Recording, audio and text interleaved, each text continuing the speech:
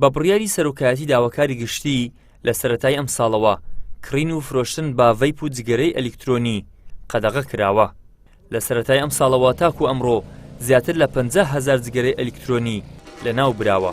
کڕین و فرۆشتنیش بە هەموو شێوەیە قەدەغە کراوە. بڕیار دەرچووە لە یەکی 2024ەوە لە حکوومەتی هەرێمی کوردستان ئەو بڕیارە کەوتوتە بواری جێبەجێکردن. ئێمە دەستمان پێکردووە لە هەولێر تاکو ئێستا لەو کاتە تا ئێستا زیاتر لە 50,000 پارچە دەستی بەسەرداگیراوە. ئەو هەڵمەتانەش بەردەوام دەبیتن.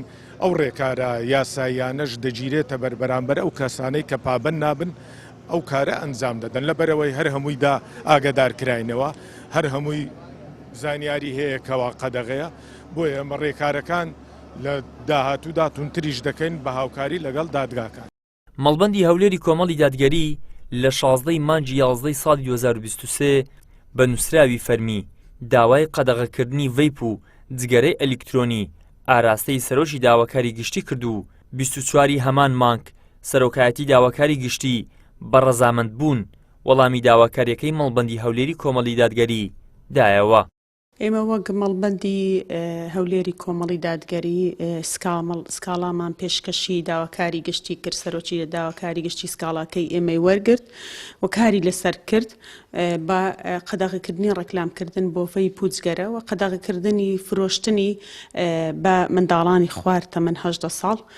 خۆشبەختانە ئەمە ڕێکاری یاسایی خۆی گرتە بەر و کاری لەسەر کرا و چووە بواری جێبەجێکردن.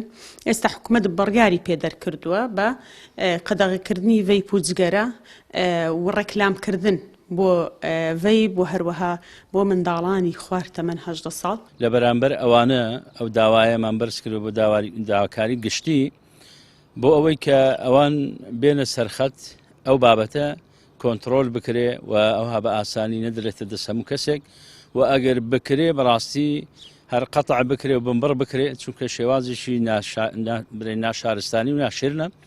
بۆیە پێویستە بەڕاستی بە پێویستمان زانی کە ئێمە ئەو داواکاریە وەکو دڵسۆزێک بگەێنین بە داواکاری گشتی. سپاس بۆ بەڕێزیان سەرۆکی داواکاری گشتی هاتنە سەرخەت لەسەرەوەی کە بێن بە دوواداچوونێک بکەن بۆ ئەوەی بتوانن مەنعی بکەن.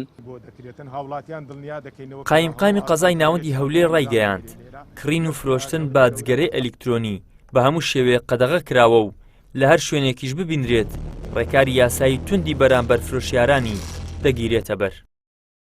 ئیدریس محەممەد، کەناڵی ئاسمانی پەیام، هەولێر.